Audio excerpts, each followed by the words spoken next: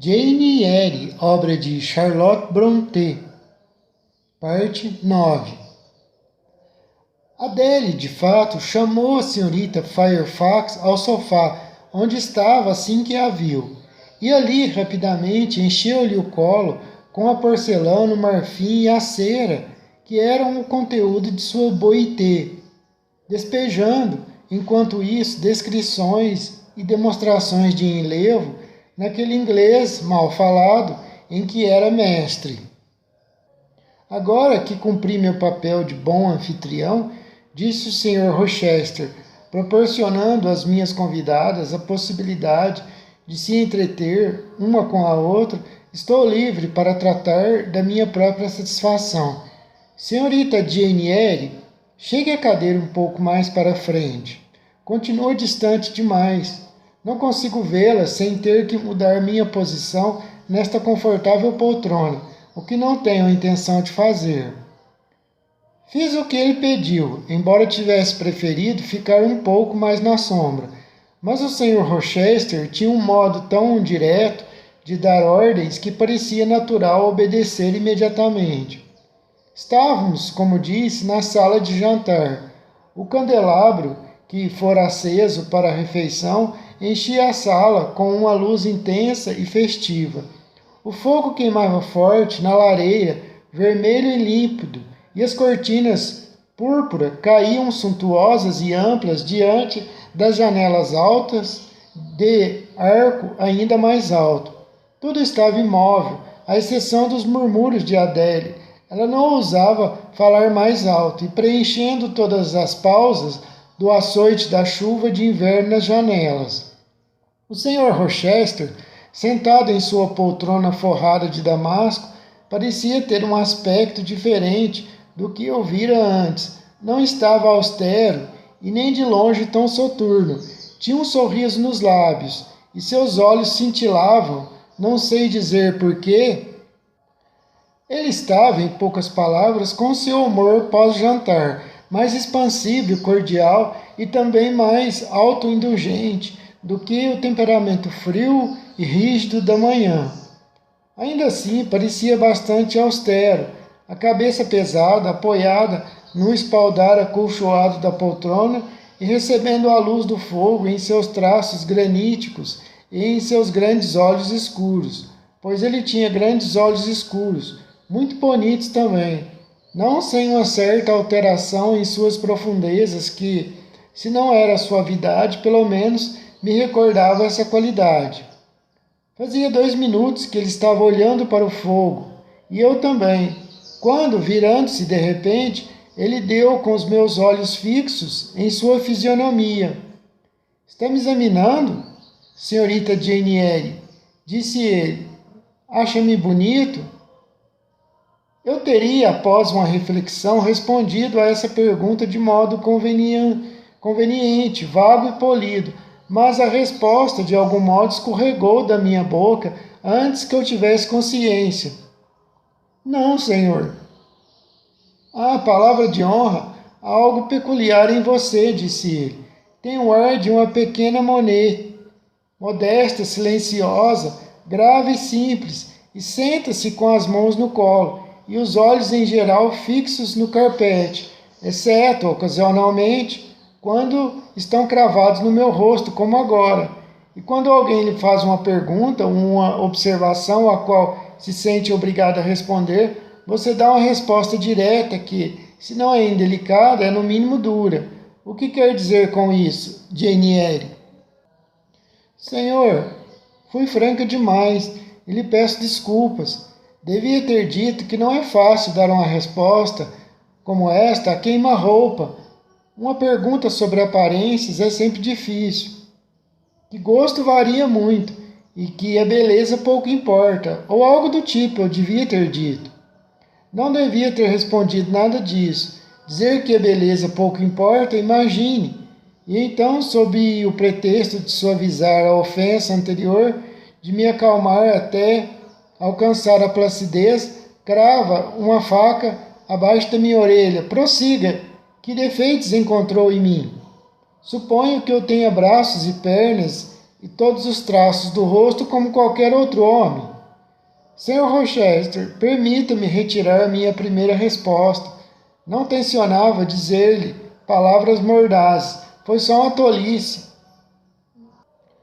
Mas pode me criticar, a minha testa não lhe agrada? Ele levantou as ondas negras do cabelo, caídas horizontalmente sobre sua testa, e revelou uma massa bastante sólida de órgãos intelectuais, mas uma abrupta deficiência onde os sinais da benevolência deveriam estar. Diga-me, senhora, serei um tolo? Longe disso, Sr. Rochester. Haveria de me achar rude se eu respondesse perguntando se é um filântropo. Outra vez, Jane Eyre, e foi por isso que eu disse que não gosto da companhia de crianças e mulheres mais velhas. Falemos baixo.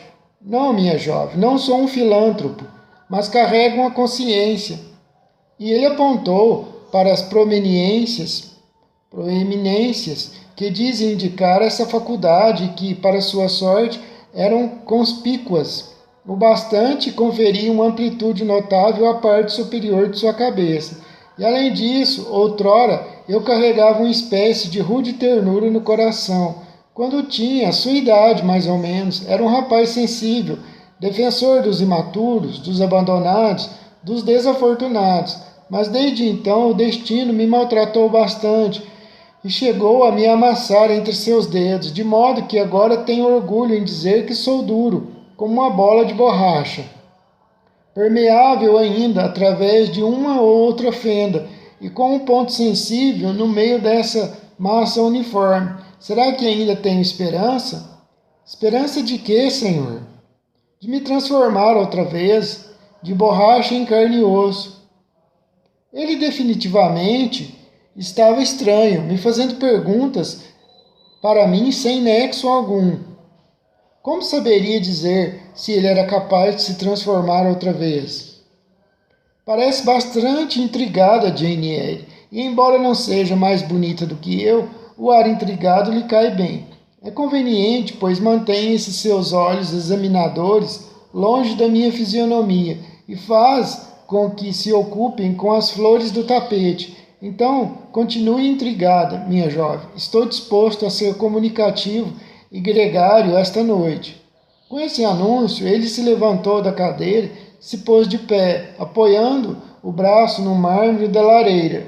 Assim, seu corpo ficava tão claramente visível quanto seu rosto, e a incomum amplidão de seu tórax desproporcional ao tamanho dos braços e pernas.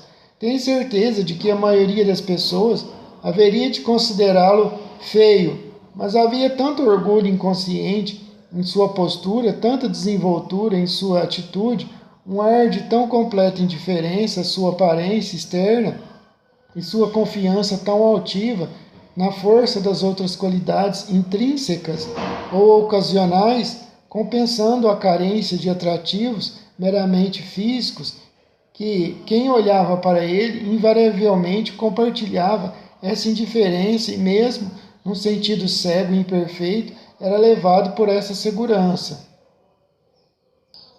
Estou disposto a ser comunicativo e gregário esta noite, ele repetiu, e por isso mandei chamá-la. O fogo na lareira e o candelabro não eram companhia suficiente, e Piloto também não seria. Nenhum deles sabe falar. Adélia é um pouco melhor, mas ainda muito aquém do necessário.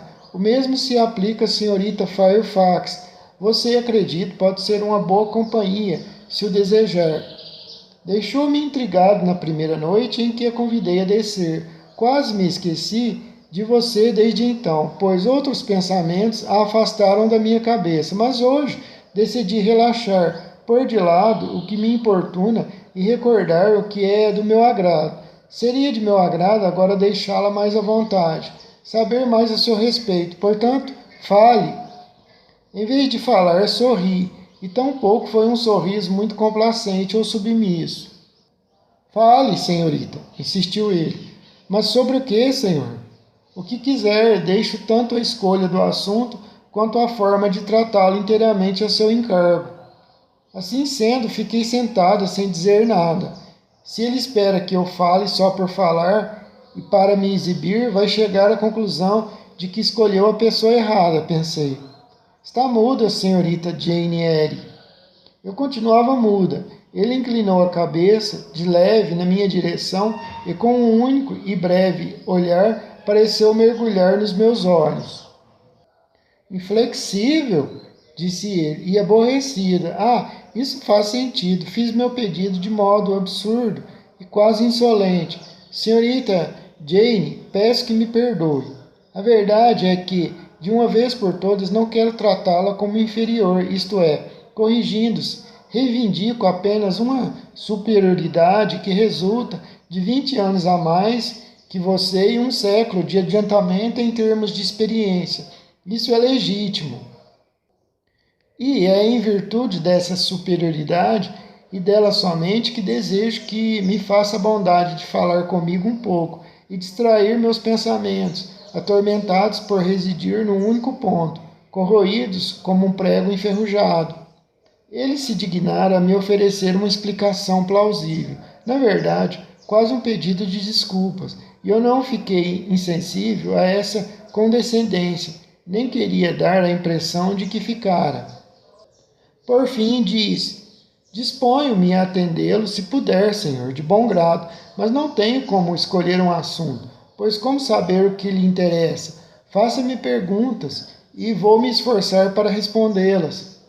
Então, em primeiro lugar, concorda comigo que tenho o direito de ser um pouco autoritário, abrupto, talvez exigente, às vezes com base no fato de que, como disse, tenho idade para ser seu pai e a experiência do convívio variado com diversos homens de diversos países, além de ter percorrido meio mundo, enquanto você levou uma vida pacata com um grupo de pessoas numa única casa?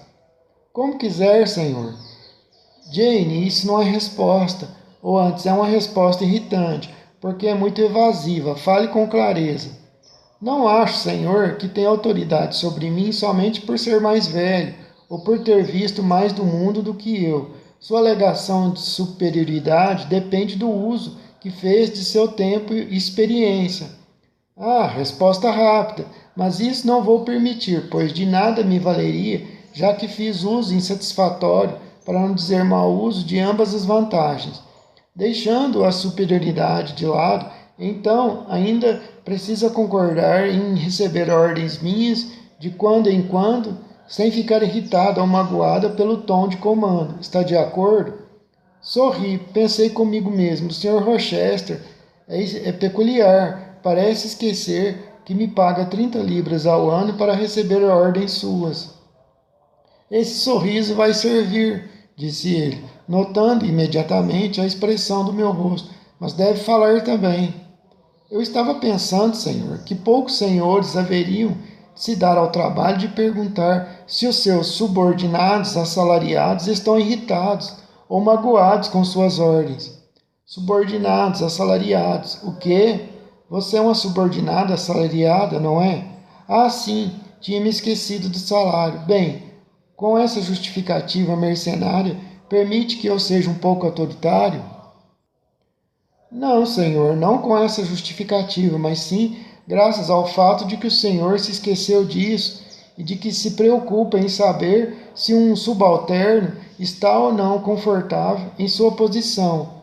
Aí permito, de bom grado.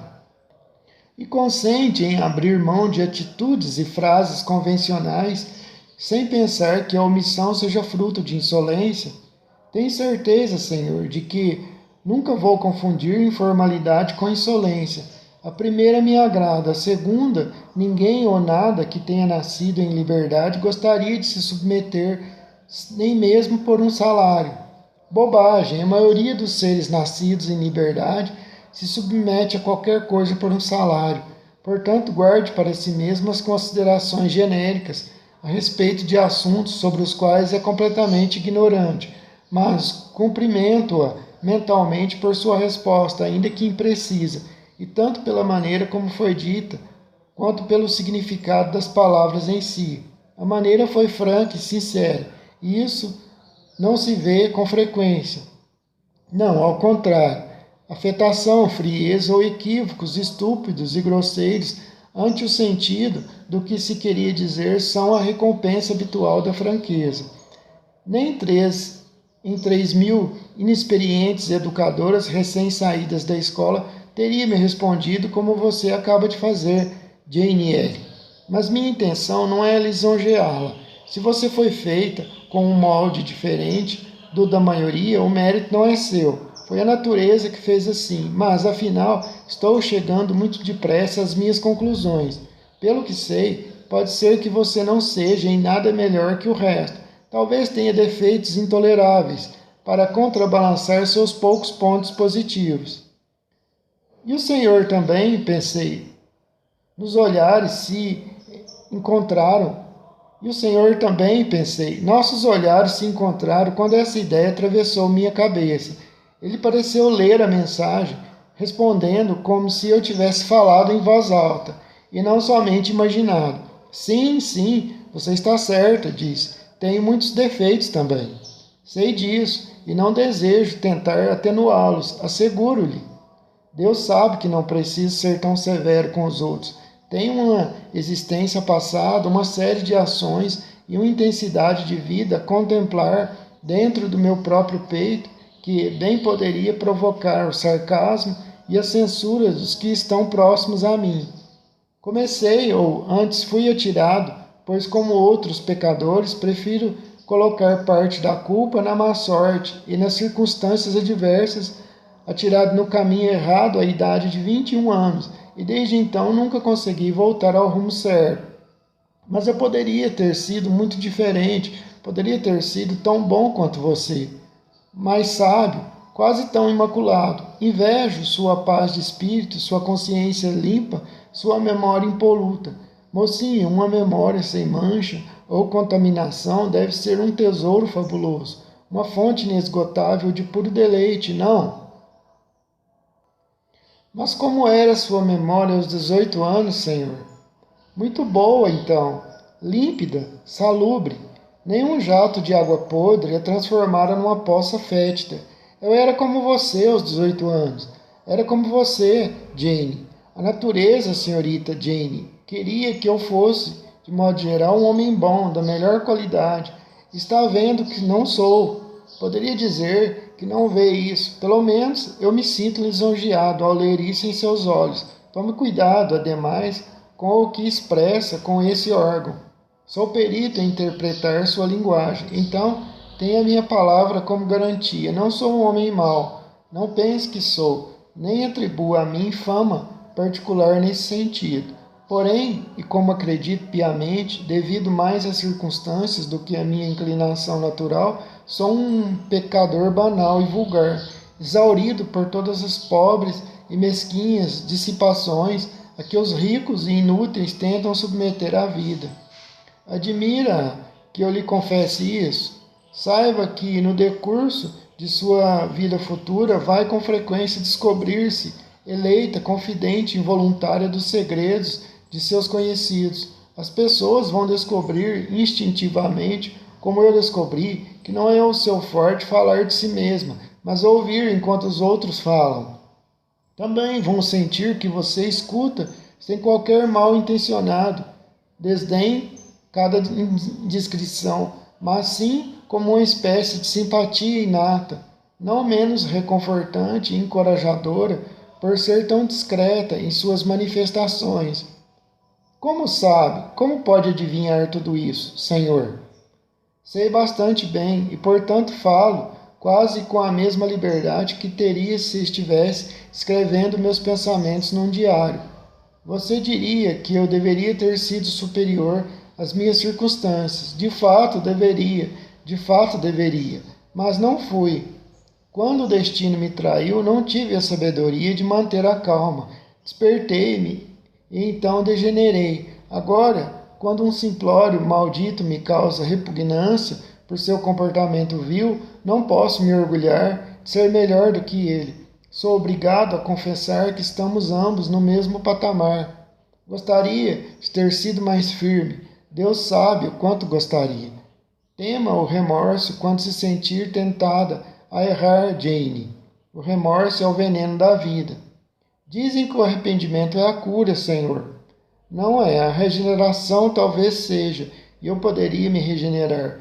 Ainda tenho forças para tanto, mas de que adianta pensar nisso com os meus impedimentos, sobrecargas, com a minha maldição? Além disso, já que a felicidade me é invariavelmente negada, tenho o direito de obter prazer na vida, e hei de obter. Então vai se degenerar ainda mais, Senhor. Talvez, mas por que se posso obter um prazer doce e fresco, e posso obtê-lo com a mesma doçura e o mesmo frescor do mel selvagem que a abelha produz na charneca? Ainda assim há de ferroar, o gosto será amargo e lhe trará sofrimentos muito maiores, Senhor. Como sabe, nunca experimentou como parece séria, como parece solene, é tão ignorante sobre esse assunto quanto a cabeça retrata neste camafeu. E ele pegou um camafeu sobre a lareira. Não tem direito de me passar sermão, neófita que ainda não atravessou o pórtico da vida como eu, e não tem o menor conhecimento de seus mistérios. Recordo-lhe apenas suas próprias palavras. O Senhor disse que o erro traz remorso e dor, e decretou que o remorso é o veneno da existência. E quem está agora falando de erro? Não considero um erro a ideia que me passou pela mente. Acho que era uma inspiração mais do que uma tentação. Era muito normal pensar como pensei. Muito apaziguadora, isso posso afirmar. Aí vem ela outra vez. Não é um demônio, posso lhe assegurar. Ou desconfie, Senhor, desses pensamentos que cruzam sua mente, lhe sugerindo coisas. Mais uma vez, como sabe? Que instinto lhe dá a capacidade de distinguir entre um serafim caído e um mensageiro do trono eterno, entre um guia e um sedutor, Jane Eyre? Julguei pela expressão de seu rosto, Senhor, que pareceu preocupada quando disse que o pensamento voltara a ocorrer. Tenho certeza de que há dele trazer mais sofrimentos se lhe der ouvidos. De jeito nenhum, traz a mensagem mais graciosa. Quanto ao resto, você não é guardiã da minha consciência. Então, não se preocupe. Venha, pode entrar, formosa imagem errante. Ele disse isso como se falasse a uma aparição invisível a outros olhos além dos seus. Em seguida, dobrando os braços que tinha esticado parcialmente diante do peito, pareceu envolver num abraço o ser invisível. Muito bem, disse ele, outra vez dirigindo-se a mim.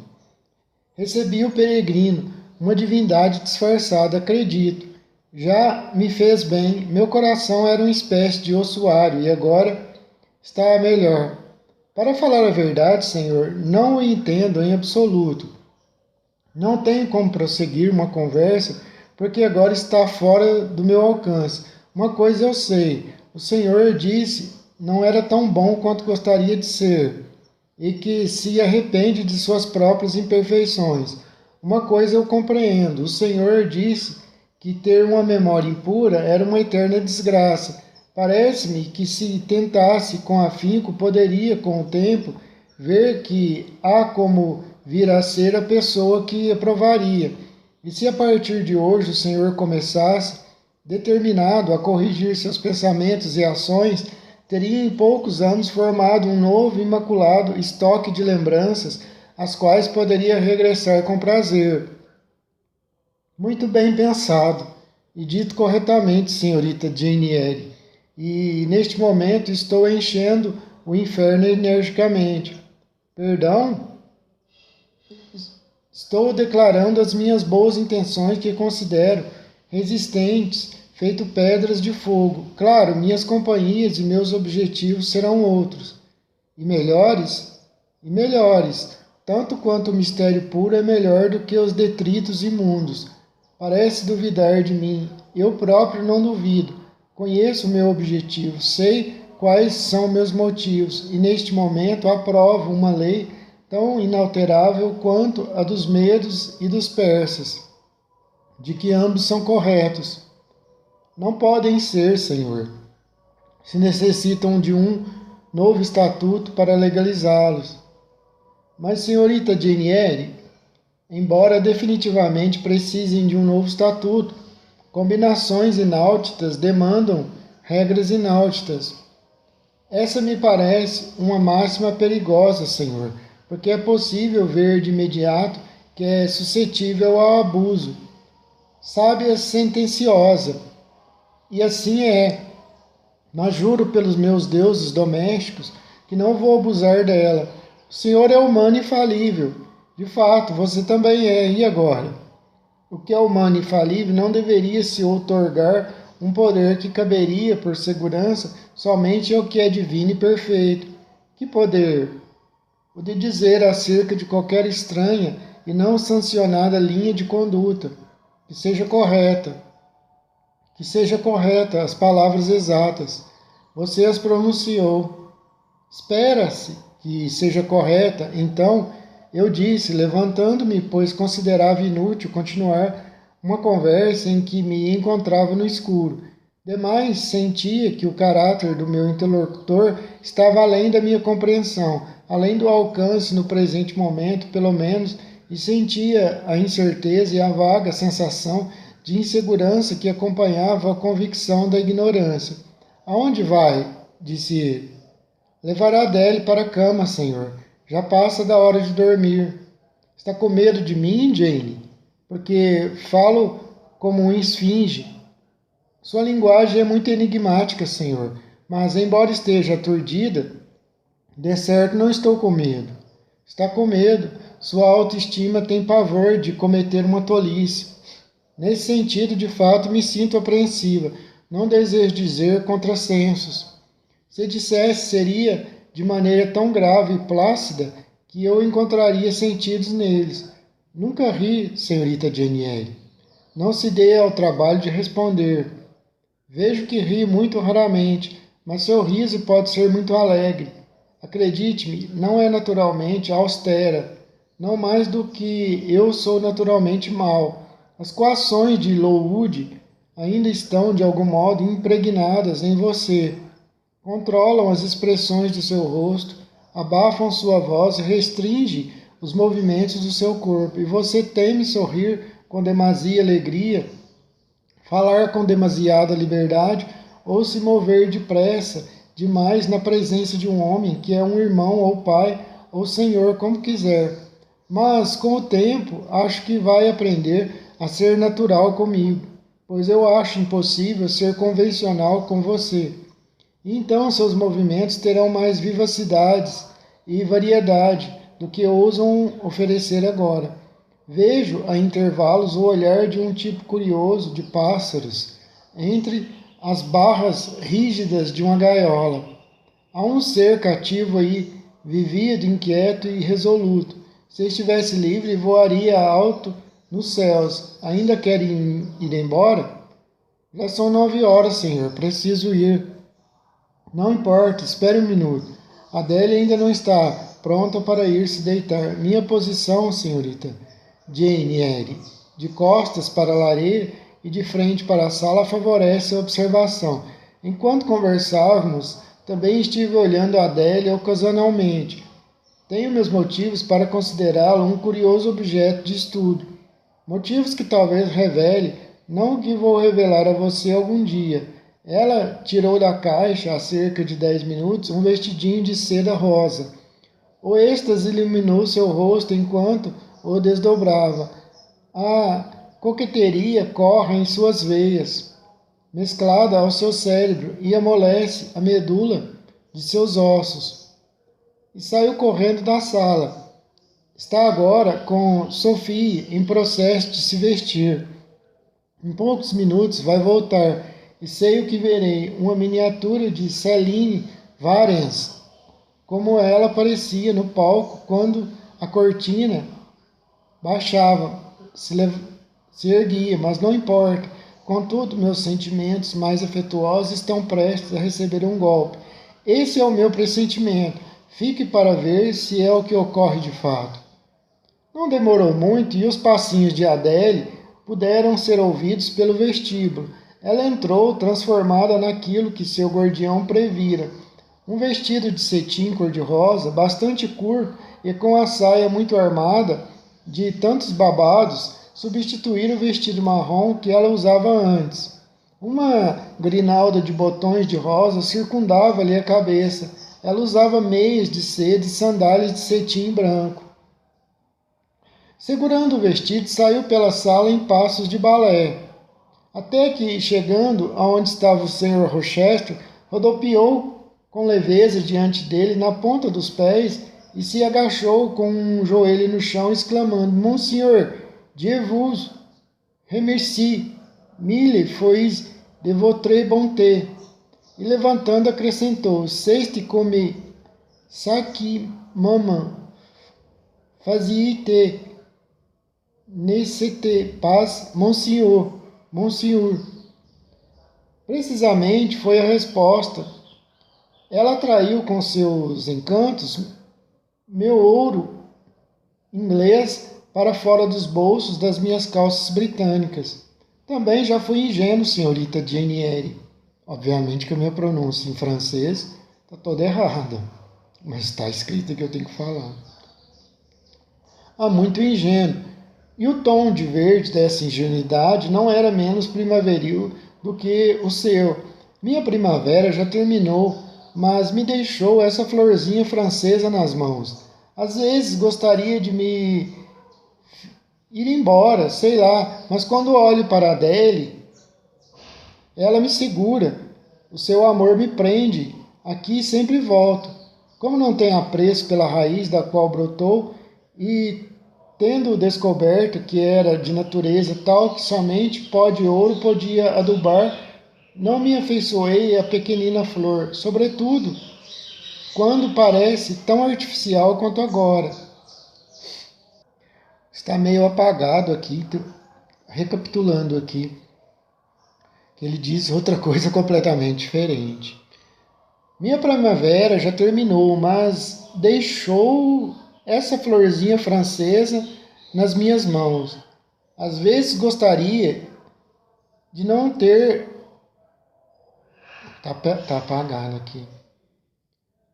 Não gosto muito dela, como não tenho apreço pela raiz da qual brotou e tendo descoberto que era da natureza tal que somente pó de ouro podia adubar. Não me afeiçoei à pequenina flor, sobretudo quando parece tão artificial quanto agora, mas fico com ela e a estou criando de acordo com o princípio católico romano de expiar numerosos pecados, grandes ou pequenos, com uma única boa ação. Explico tudo isso algum dia. Boa noite. E aqui ele está querendo dizer aqui que ele não gosta muito da menina nada, acha ela artificial.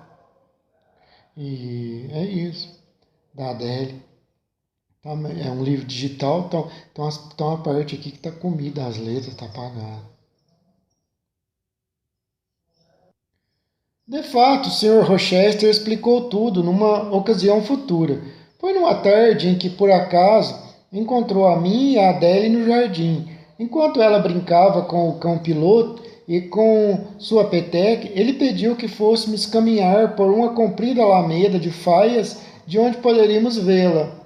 Disse-me então que ela era filha de uma dançarina de ópera francesa, Céline Varens, por quem ele outrora nutria o que chamou de grande paixão. A essa paixão, Céline declarara corresponder com ainda mais ardor. Ele acreditava ser seu ídolo, mesmo feio como era. Supunha, como me disse, que ela preferia sua taillée à elegância do Apolo Belvedere. A senhorita Jane Eyre, senti-me tão envaidecido por essa preferência da sylphide gaulesa por seu gnomo britânico, que a instalei num hotel. Dei-lhe uma equipe completa de criados, uma carruagem, roupas de cachemira e renda, diamantes, etc. Ou seja, comecei o processo que haveria de me levar à ruína da maneira clássica, como qualquer outro tolo apaixonado. Não tive, ao que parece, originalidade para traçar um novo caminho rumo à vergonha, à destruição, e segui pela velha estrada com estúpida precisão, sem me desviar um centímetro da trilha. Tive, como merecia, o destino de todos os outros tolos apaixonados. Ao aparecer para visitá-la certa vez em que Céline não me esperava, não a encontrei. Era uma noite quente e eu estava cansado de caminhar por Paris, então me sentei na saleta íntima, feliz por respirar o ar tão recentemente consagrado por sua presença. Não, eu exagero, nunca pensei haver nela qualquer virtude sagrada. Era, na verdade, algum tipo de defumador que ela deixara aceso. O cheiro era de almíscar e âmbar, mas mais do que de santidade. Eu estava começando a sufocar com o cheiro das flores de estufa e essências salpicadas por ali quando pensei em abrir a porta que dava para a sacada e sair. Lá fora brilhavam o luar e a luz a gás dos lampiões, e tudo estava muito quieto e sereno. A sacada estava mobiliada, com uma ou duas cadeiras. Sentei-me e peguei a pensar. Fiquei ali pensando por alguns minutos, senhorita Jane. Eu gostava de bombons também naqueles dias, senhorita.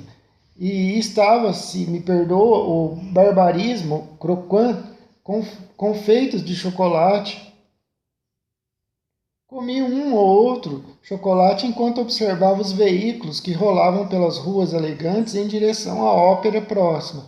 Então reconheci uma elegante carruagem fechada, puxada por uma bela parelha de cavalos ingleses e bastante nítida à luz brilhante da cidade, a Voituri, que dera a Celine.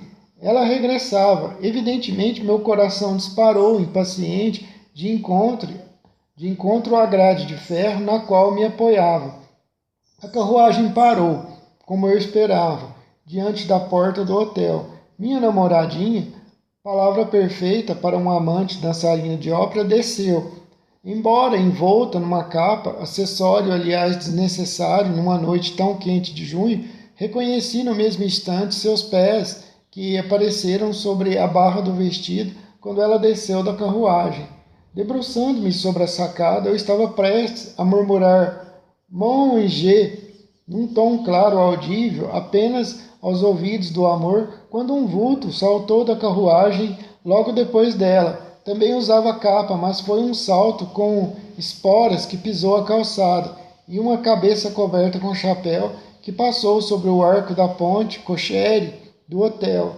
Nunca sentiu ciúme, suponho, senhorita Jane Eyre. Claro que não. Desnecessário perguntar, porque nunca sentiu amor. Ainda há de experimentar os dois sentimentos. Sua alma está adormecida, ainda há de ocorrer o choque que vai despertá-la. Pensa que toda a existência desliza numa corrente tranquila, como a que até hoje levou sua juventude. Flutuando de olhos fechados e ouvidos tapados, não vê os rochedos surgindo, não muito longe da margem, nem ouve as ondas quebrando ali.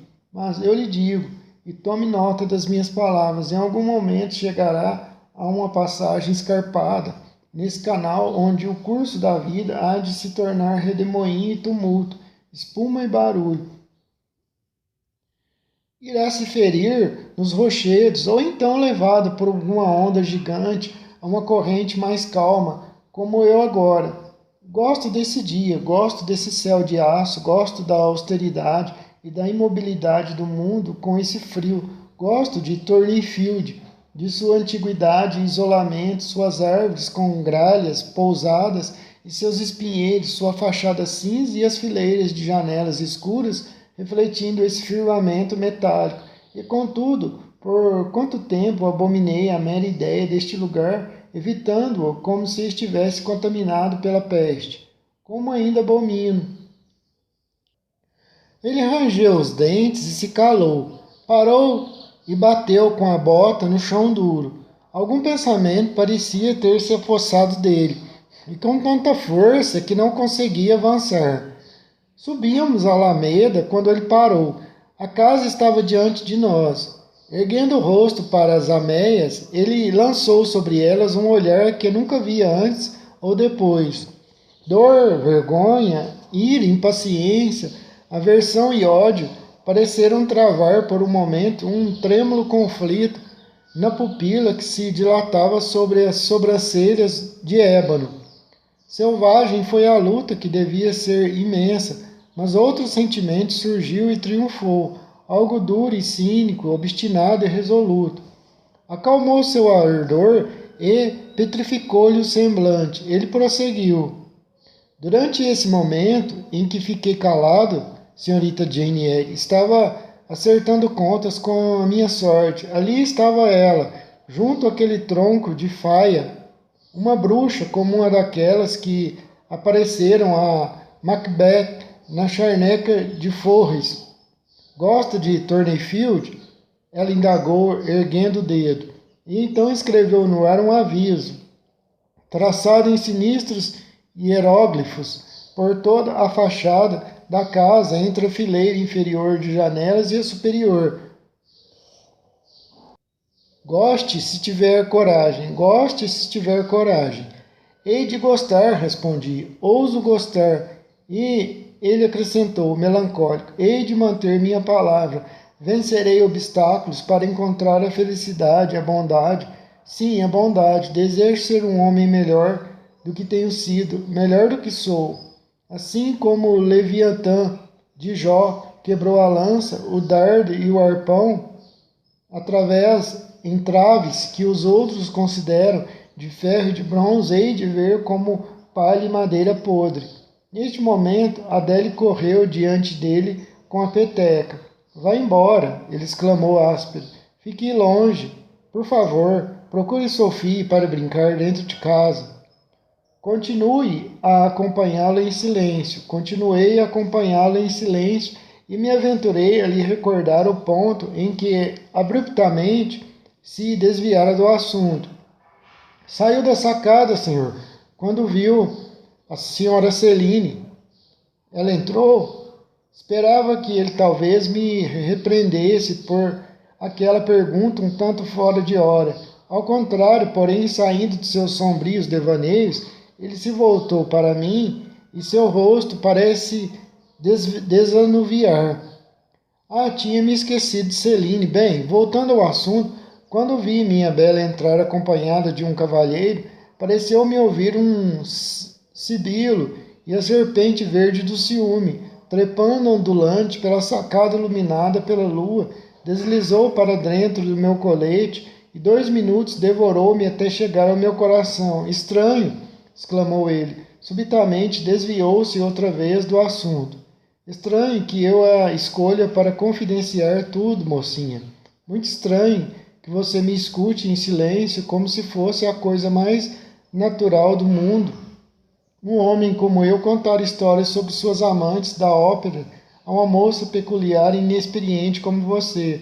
Mas esta última singularidade explica a primeira, como já disse. Você, com sua seriedade, consideração e cuidado, foi feita para ser um receptáculo de segredos. Além disso, sei que tipo de mente coloquei em contato com a minha. Sei que não está sujeita à contaminação. É uma mente incomum, é única. Felizmente, não tenho a intenção de fazer mal a ela, mas se tivesse, ela não sofreria mal algum de mim.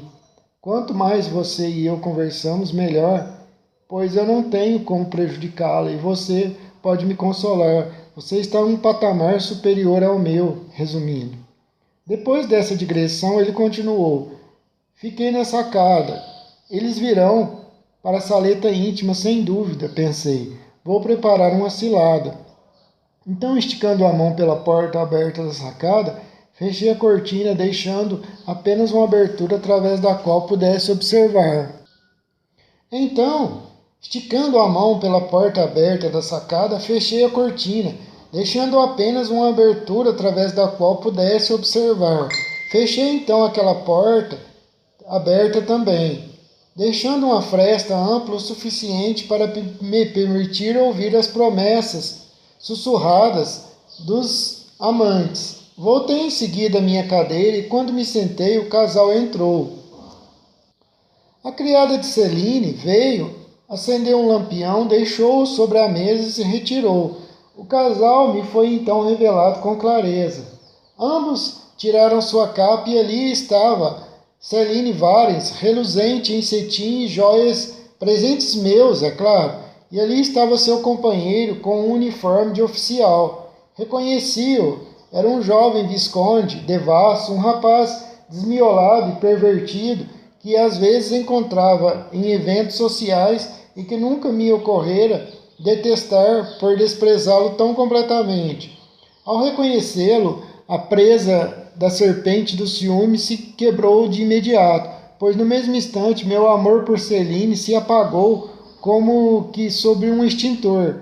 Uma mulher capaz de me trair por um rival como aquele não era digna de uma disputa qualquer. Merecia somente o escárnio, menos, porém, do que eu, que havia sido seu joguete.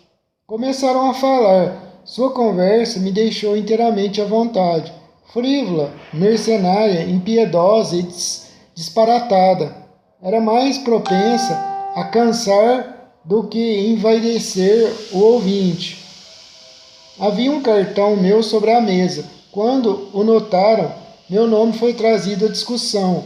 Nenhum dos dois possuía energia ou sagacidade para me difamar seriamente, mas me insultaram como podiam, à sua maneira, tosca e medíocre. Sobretudo Celine, que chegou a desfiar com intensidade os meus defeitos pessoais. Deformidades foi como os chamou. Ora, fora hábito seu demonstrar fervente admiração pelo que dominava minha Balté Manley, no que diferia por completo de você, que me disse a queima-roupa na segunda vez que nos vimos que não me achava bonito. O contraste me chamou a atenção naquele momento e Adele veio correndo outra vez. Monsenhor, Joe veio avisar que o seu procurador está aqui e deseja vê-lo. Nesse caso, devo encurtar a história, senhorita Jane. Abrindo a porta da sacada, entrei na saleta, liberei Celine da minha proteção, disse-lhe que deixasse o hotel, ofereci-lhe uma quantia para despesas imediatas, desconsiderei gritos, histerias, súplicas, protestos e convulsões e marquei um encontro com o Visconde no Bois de Boulogne. Na manhã seguinte tive o prazer de revê-lo.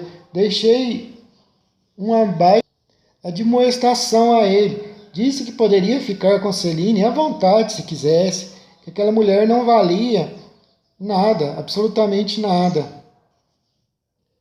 E assim achei que estava livre dos dois, senhorita Jane. Mas Celine vale 6 meses antes, dera-me essa menininha, Adele, que afirmava ela era minha filha. E talvez seja, embora eu não veja provas de tão austera paternidade escritas em seu rosto. Pilot se parece mais comigo do que ela. Alguns anos depois de eu ter rompido com a mãe, esta abandonou a menina e fugiu para a Itália com um músico ou cantor. Não reconheci nenhum direito por parte de Adele a ser sustentada por mim. E ainda não reconheço, pois não sou seu pai, acredito, tenho quase certeza. Mas ao saber que estava desamparada, tirei a pobrezinha do lodo e da lama de Paris e a transplantei para cá, para que possa crescer limpa no solo saudável dos campos ingleses. A senhorita Fairfax encontrou você para educá-la, mas agora que sabe que ela é a filha legítima de uma atriz de ópera francesa, talvez tenha outra opinião de seu posto e de sua aluna. Virá me dizer em breve que encontrou outro lugar para trabalhar, pedir-me que procure outro educador, etc. Não é verdade? Não, claro que não. Adele não tem culpa alguma, não é responsável nem pelos erros da mãe, nem pelos do senhor. Tenho carinho por ela, nada muda isso. Não importa o que a mãe fez ou o que o senhor fez, ela é um inocente. Agora que sei que é, num certo sentido, órfã, abandonada pela mãe e renegada até pelo senhor, vou me aproximar ainda muito mais dela do que antes. Como eu poderia preferir o bichinho de estimação mimado de uma família rica, que detestaria o estorvo de uma educadora, a uma pequena órfã que a ela se afeiçoa como uma amiga? É assim que vê as coisas. Bem, devo entrar agora. E vocês também. Está escurecendo, disse o senhor Rochester em voz alta. Mas eu fiquei mais alguns minutos lá fora com a Adele e o cão piloto. Corri com ela e joguei peteca.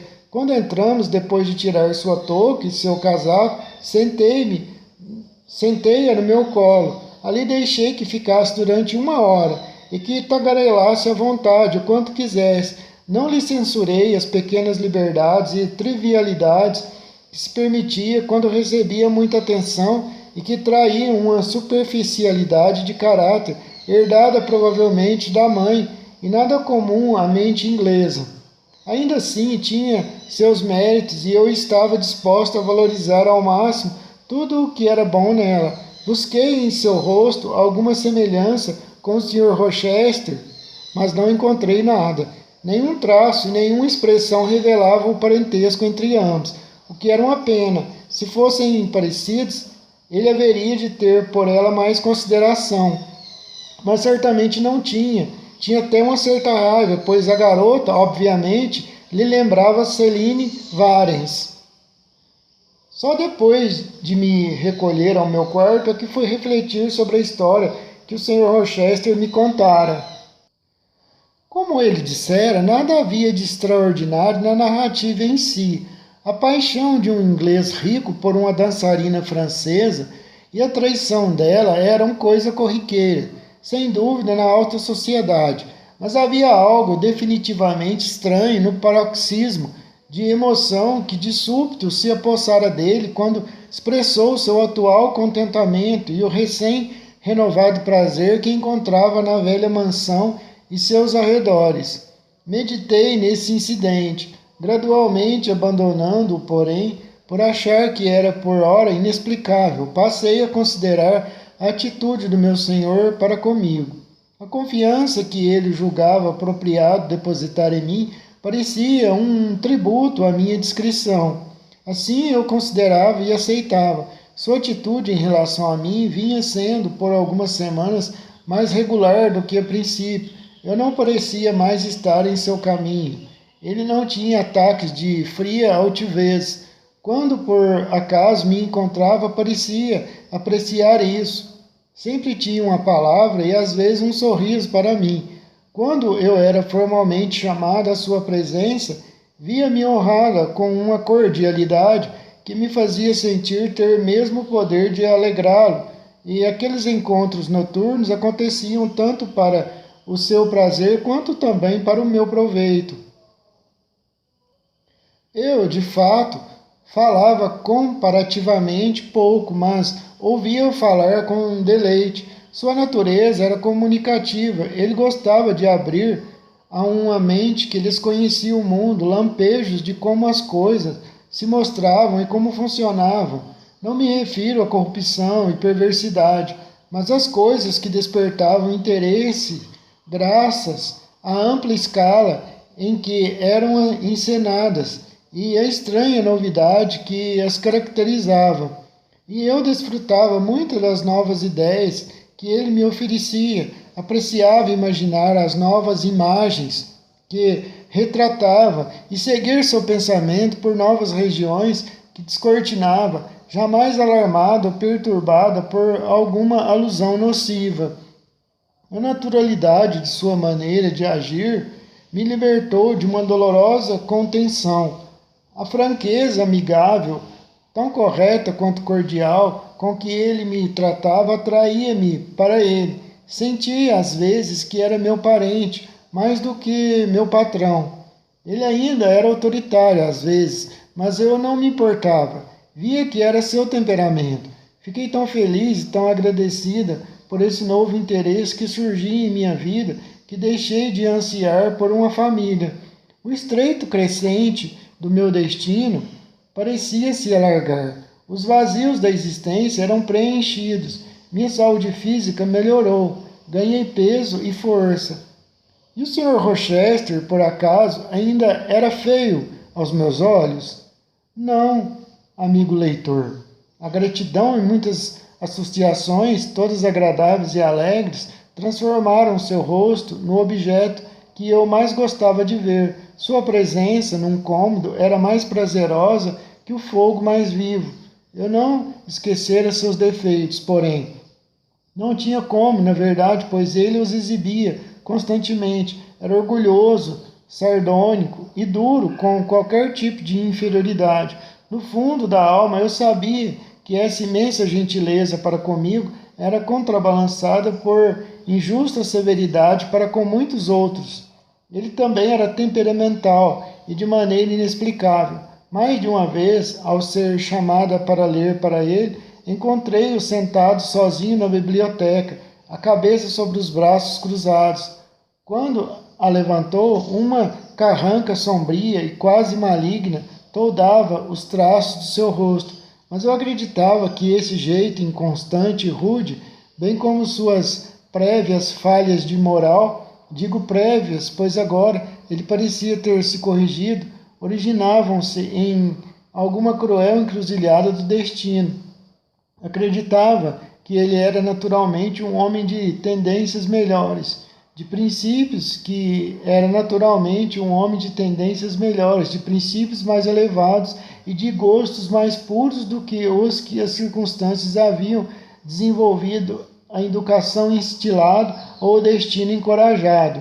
Pensava haver nele excelente matéria-prima, embora no momento se encontrasse misturada e algo deteriorada e emaranhada. Não posso negar que sua tristeza me entristecia, fosse ela qual fosse, e que eu teria dado tudo para mitigá-la.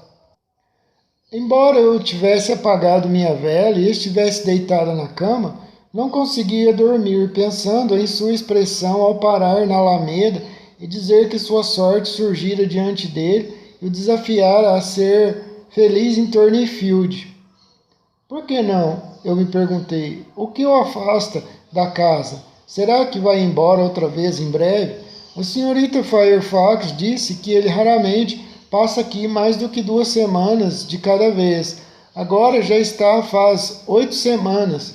Se ele partir, a mudança será dolorosa. Imagine se ele se ausentar durante a primavera, o verão e o outono. Como o sol e os dias belos vão parecer tristes. Não sei dizer se dormi ou não depois dessas reflexões. De todo modo, despertei completamente ao ouvir um vago murmúrio peculiar e lúgubre, que parecia, pensei, logo acima de mim.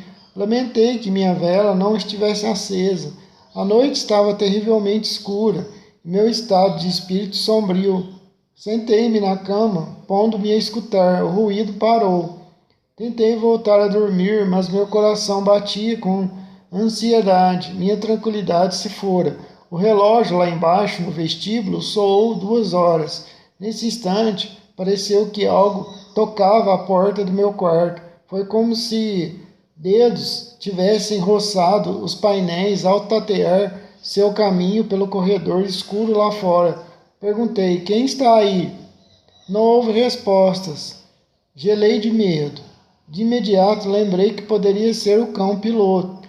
Quando a porta da cozinha, por acaso, ficava aberta, ele com frequência subia até a porta do quarto do Sr. Rochester. Eu mesma já o vira deitado ali pela manhã. A ideia me acalmou um pouco, deitei-me. O silêncio recompôs meus nervos e o sono voltou, aos poucos. Mas eu não estava destinado a dormir naquela noite. Um sonho mal se aproximara do meu ouvido quando fugiu, assustado com um incidente de gelar os ossos. Foi uma risada estranha, sarcástica, baixa, abafada e profunda que vinha aparentemente da fechadura da porta do meu quarto. A cabeceira da minha cama ficava próxima à porta e pensei a princípio que a risada de duende estava ao meu lado, ou antes, junto ao meu travesseiro. Levantei-me, porém, olhei ao redor e não pude ver nada. Ainda observava atenta quando o estranho som se repetiu. Percebi que vinha de trás da porta. Meu primeiro impulso foi me levantar e passar o ferrolho. O seguinte, exclamar mais uma vez, quem está aí? Algo murmurou e gemeu. Não se passou muito tempo e passos recuaram pelo corredor em direção à escada que levava ao 3º andar. Recentemente uma porta fora instalada ali. Ouvia se abrir e se fechar, e tudo ficou outra vez quieto. Terá sido Grace Polly? Será que ela está possuída por algum mau espírito? Pensei. Impossível agora ficar sozinha. Tinha que ir falar com a senhorita Fairfax. Coloquei às pressas meu vestido e um chale, puxei o ferrolho e abri a porta com a mão trêmula. Uma vela queimava ali fora e sobre o tapete no corredor.